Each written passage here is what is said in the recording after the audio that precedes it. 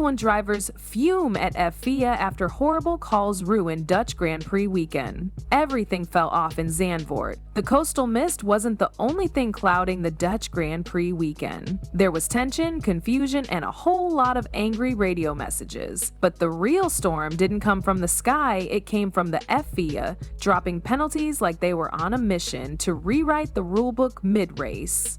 Drivers weren't just fuming behind the wheel, they were straight up confused, and for good reason. Let's start with the Carlos Sainz and Liam Lawson incident. Now, if you watched that corner unfold live, you probably thought it was just one of those awkward tight squeezes. It didn't scream reckless, Sainz wasn't lunging in kamikaze style, Lawson didn't slam the door aggressively, and yet somehow Sainz ended up slapped with a 10-second time penalty and 2 points on his super license. Even he was confused. He said he'd reviewed the footage, and from his perspective, it looked like standard racing.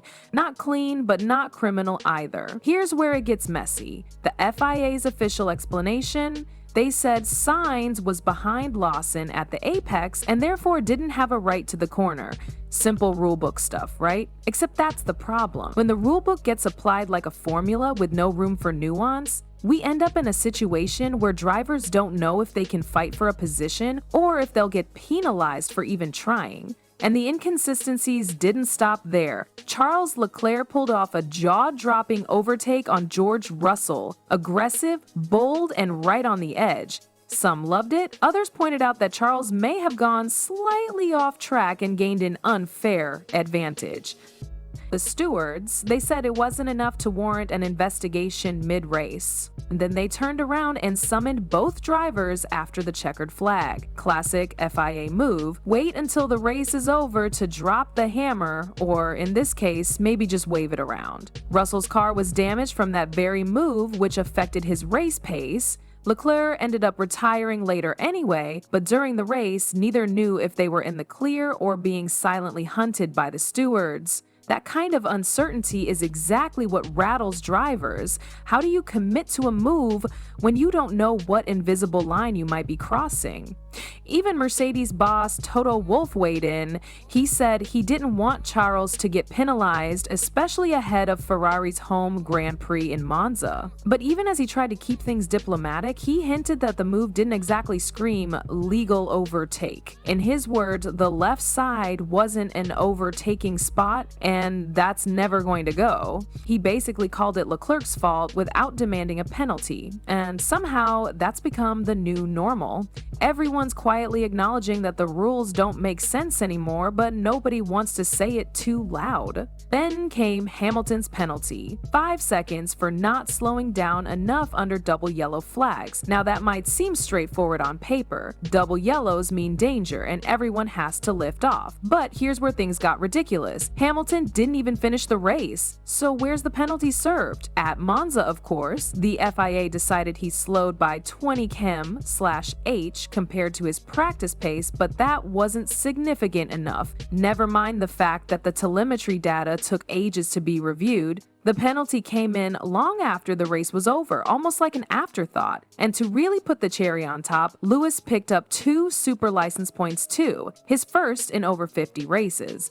That alone tells you how rare it is for him to get slapped with anything. So when even Hamilton ends up on the FIA's naughty list, you know something bigger is brewing. Liam Lawson couldn't believe it either. The rookie had barely settled into the rhythm of his race when the crash with Carlos happened. But while the stewards pinned the blame squarely on Sainz, Lawson stayed mostly quiet. Behind the scenes though, the unease was real. He knew that in a different context, a different corner, or maybe even a different driver lineup, the verdict might have gone another way. And that's the issue everyone keeps dancing around, the lack of consistency. For drivers, racing is a high-speed chess match. You calculate your risks, you read your opponent, and sometimes you take a gamble. But when the rulebook is applied with selective intensity, the game starts feeling rigged. Sainz, frustrated and visibly upset, made it clear he wanted to sit down with both the stewards and Lawson, video in hand. He wasn't trying to point fingers. He just wanted clarity. And that speaks volumes. Because if even seasoned drivers like him don't understand how the rules are are being enforced, what chance do the rest have? Then there's the matter of the rule book itself. It's not that the rules are unclear, they're actually quite detailed. The problem is how they're interpreted in real time. Every incident is supposed to be judged case by case, but that doesn't mean the outcomes should feel like they're pulled from a hat. The FIA argues that they follow procedures, analyze data, and stick to precedent. But when two near identical incidents get treated completely differently, it chips away at driver confidence and leaves fans scratching their heads. Take the post-race investigations, for example. They've become almost comical. You've got incidents that should probably be looked at immediately, like Russell's damage after Leclerc's lunge, but instead they get delayed until hours later, well after the cameras are off and the podium's been sprayed. In the meantime, drivers have no clue whether they're free to race or tiptoeing on the edge of disqualification. That kind of limbo isn't just annoying, it's dangerous. It forces drivers to hesitate when they should be focused. And let's not pretend this confusion is limited to just a few drivers. Even Max Verstappen wasn't immune. He, along with Norris, Sainz, and Hülkenberg, was investigated for driving too slowly between the safety car lines during reconnaissance laps. All of them were ultimately cleared, but the fact that even procedural laps are now under a microscope adds another layer of tension. Slowing down to give space or avoid congestion is normal,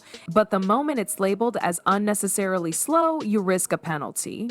So what do? Speed up and risk hitting someone, or slow down and risk getting flagged? The FIA said the drivers weren't trying to game the system, so they let it go. But again, there's no clear red line.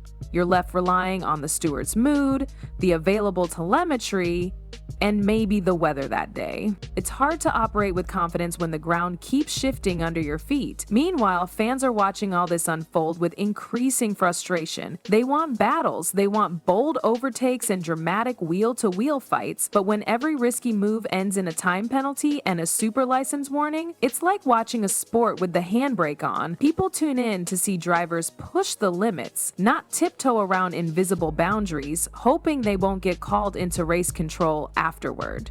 It's no longer just about the rules. It's about how those rules are being used to shape the very soul of racing. Zandvoort was supposed to be a celebration of Formula One's raw edge, a tight, old-school circuit with no margin for error and a crowd hungry for on-track fireworks. But instead of letting the drivers go at it, the FIA's intervention stole the spotlight. And now, more than ever, the paddock is questioning whether the sport's governing body is holding the sport back. No one's asking for chaos. Drivers understand the need for structure, for safety, for some boundaries that keep races from descending into demolition derbies, but when those boundaries are enforced with a robotic grip in some moments and conveniently overlooked in others, the entire ecosystem feels unstable. The FIA insists it's just applying the rules.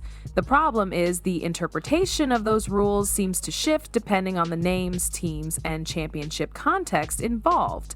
Take Lewis Hamilton's situation. Failing to slow down under double yellows is a serious offense, no argument there. But was his 20 km/h drop not significant enough? Was his intent not clear?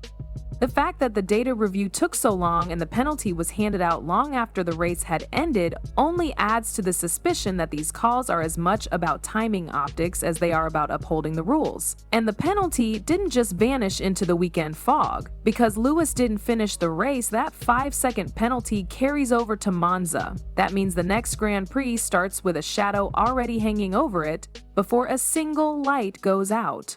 It's a ripple effect, and it raises the bigger question: why are decisions being delayed when modern F1 has more data, more cameras, and more stewarding tools than ever before? The truth is, F1 is evolving. The cars are faster, the drivers sharper, the fans more informed, but the governing structure often feels stuck in the past, reacting instead of leading. While drivers like Leclerc, Russell, and Sainz are fighting millimeter battles at 300 km/h, the people in charge of judging those moves are relying on precedents written in a different era. If the FIA wants respect, they need to create a framework where drivers know exactly what they're allowed to do. Not after a post-race debrief, not after a confusing press release, but before they line up on the grid. Because without clarity, the best drivers in the world are being forced to second-guess their instincts, and when that happens, the racing suffers. Even the teams are frustrated. Wolff might have downplayed his criticism, but make no mistake, his comments carried weight. Team bosses, engineers, and strategists are now spending more time figuring out what the FIA might decide than how to get their car across the line first. That's not racing, that's damage control. There's a reason drivers like Verstappen, Alonso, and Norris keep calling for more freedom to race. They grew up dreaming about F1 as the ultimate test of courage, timing, and precision, and now that they've made it, they're being told to hold back. Not because they're unsafe, but because the system watching over them isn't ready for the kind of racing fans want to see. F1 doesn't need less regulation. It needs smarter regulation, rules that protect without paralyzing, judgments that are firm, fair, and fast. Because right now, the conversation isn't about who had the best weekend, it's about who dodged the next penalty. And if that becomes the norm, we're not watching the best drivers push limits, we're watching them tiptoe through a maze. Until that changes, the tension between the FIA and the drivers won't just continue, it'll define the sport. And that's not what anyone signed up for.